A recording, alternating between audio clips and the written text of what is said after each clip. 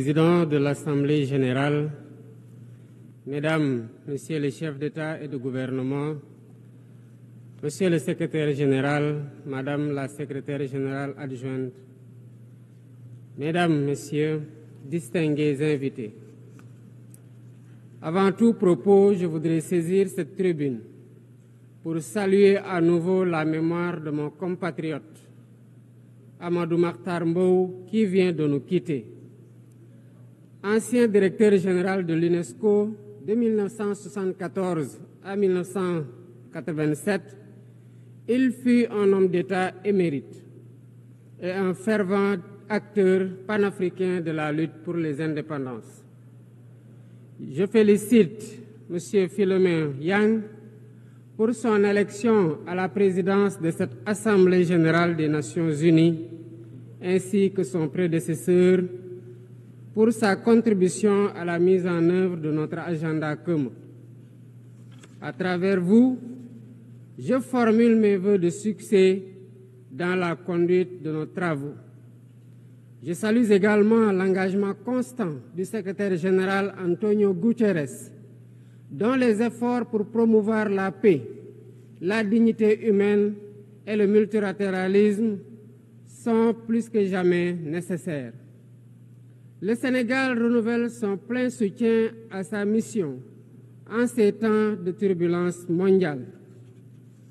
En prenant la parole aujourd'hui, je suis habité d'une conviction profonde: l'unité dans la diversité est la clé pour garantir le développement durable et la dignité humaine pour tous, partout dans le monde.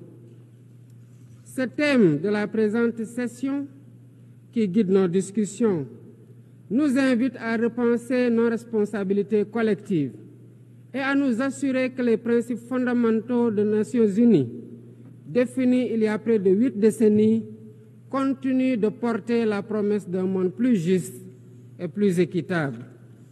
Mesdames, Messieurs, nous vivons dans un monde troublé, où les principes de la Charte des Nations unies, qui prônent l'égalité, la justice et le respect des droits humains, sont chaque jour mis en mal. Les conflits s'étendent, les inégalités se creusent et les crises climatiques aggravent la vulnérabilité de millions de personnes à travers le monde. De surcroît, nous assistons à une remise en cause inquiétante du multilatéralisme, à un moment où l'humanité en a le plus besoin. Le monde doit se regarder en face, sans complaisance. Les valeurs que nous avons juré de défendre sont piétinées dans plusieurs régions du globe. Que l'on soit à Gaza, à Tel Aviv, à Dakar ou ailleurs, chaque être humain est porteur de cette égale dignité, une dignité qui transcende les frontières, les cultures et les appartenances religieuses. C'est notre devoir à tous de veiller à ce que cette dignité soit protégée et respectée pour chaque être humain, sans exception. Ce devoir est l'essence même des Nations unies. Pourtant, nous constatons chaque jour que le droit international, ciment de la paix mondiale, est souvent violé. Des résolutions adoptées par cette Assemblée sont ignorées. En tolérant ces violences répétées, nous foulons aux pieds les principes de la Charte des Nations unies et sapons les fondements même de cette maison de la paix. Jamais les fondements des Nations unies n'ont autant vacillé qu'en ces temps de violence et de peur et d'incertitude. Si nous voulons éloigner le spectre de la guerre et œuvrer à l'avènement d'un monde meilleur, alors il est temps de changer les paradigmes. Il est temps de remettre l'humain au centre de l'agenda international, comme nous y invite le thème de cette session. Monsieur le Président, Mesdames, Messieurs, nous ne voulons plus fermer les yeux sur la tragédie qui se déroule dans le Sahel. Des groupes terroristes sèment la terreur, pillent, tuent les populations civiles innocentes.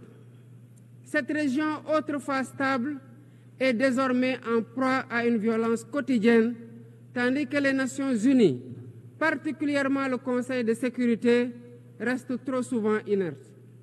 De même, nous ne pouvons pas accepter que le Sahel devienne le théâtre de rivalités de puissances étrangères dont les affrontements ne font qu'aggraver la déstabilisation de la région.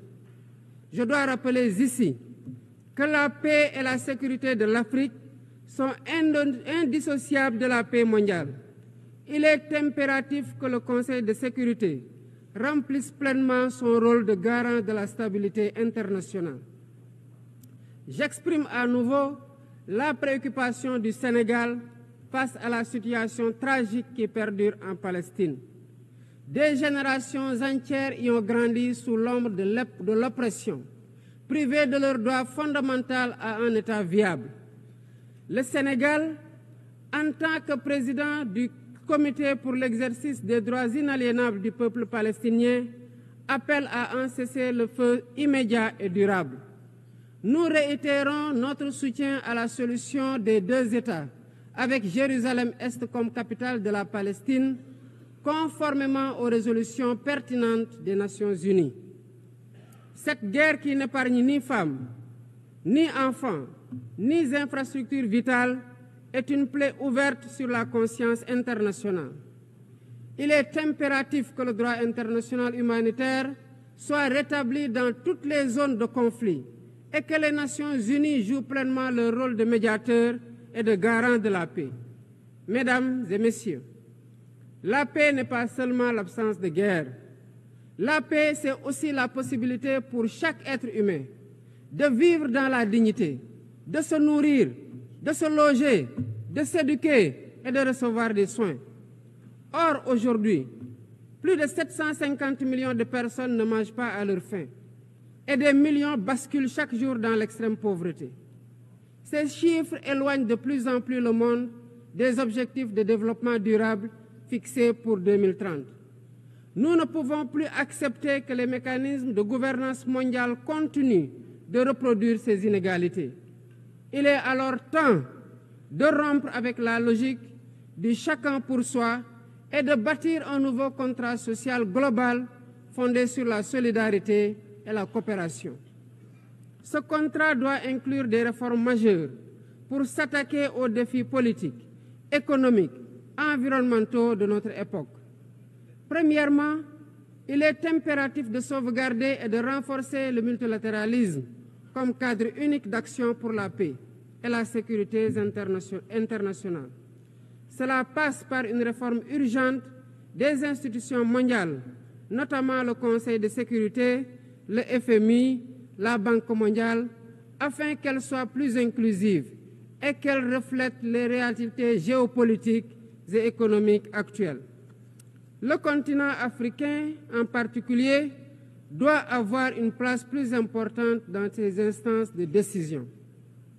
Deuxièmement, il est temps de corriger les injustices économiques qui freinent le développement de nombreux pays du Sud.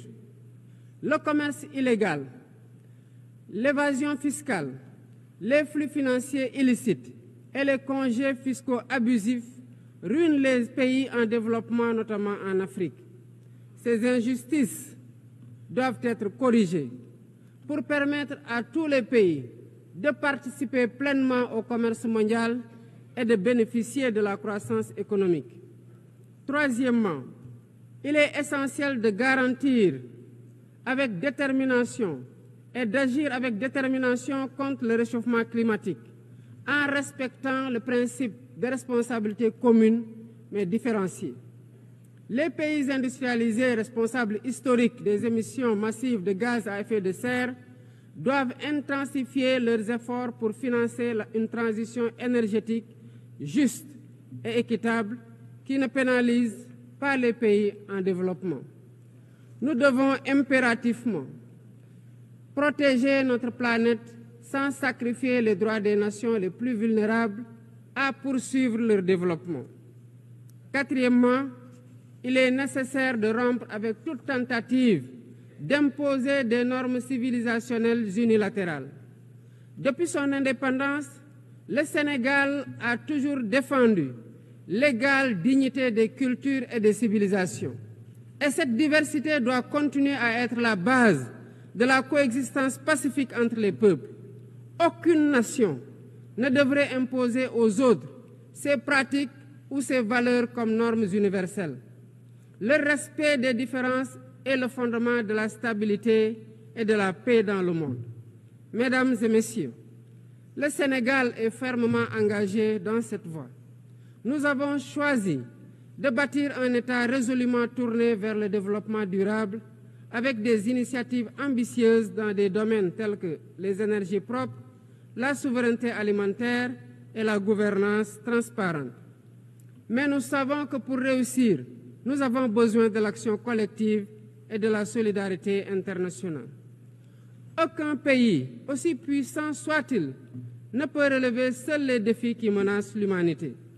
Il nous faut donc agir ensemble, unis dans la diversité, pour construire un avenir où la dignité humaine est respectée, où la justice prévaut et où la prospérité est partagée.